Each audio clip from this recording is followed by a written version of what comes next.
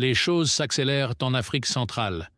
Joseph Kabila est désormais sous haute surveillance, non pas seulement par les autorités congolaises, mais par les États-Unis eux-mêmes.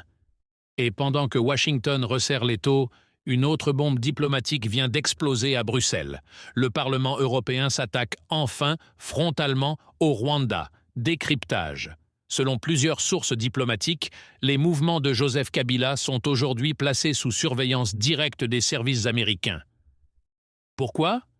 Parce que Washington le soupçonne de rester en lien avec des réseaux militaires et politiques qui déstabilisent l'Est de la République démocratique du Congo, mais aussi parce qu'il serait en contact régulier avec des acteurs clés au Rwanda. En clair, Joseph Kabila ne serait pas simplement un ancien président isolé. Il reste une pièce stratégique au cœur de nombreux jeux d'influence.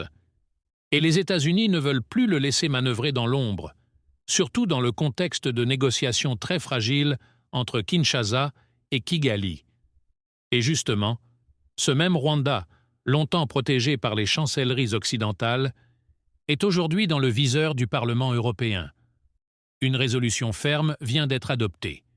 Kigali est accusé de soutenir des groupes armés dans l'est du Congo, de violer la souveraineté territoriale congolaise et d'alimenter un conflit qui a déjà coûté des milliers de vies.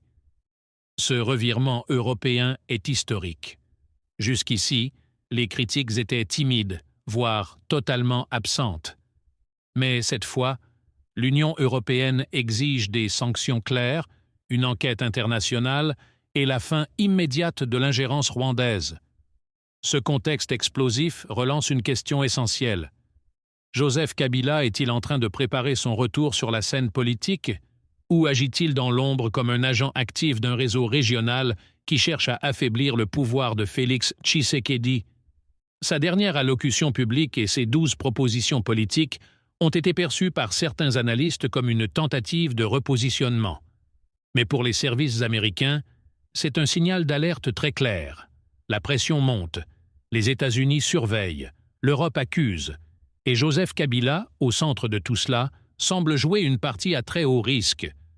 Une chose est certaine, la République démocratique du Congo entre dans une nouvelle phase de tension, où chaque mot, chaque geste, chaque déplacement sera scruté.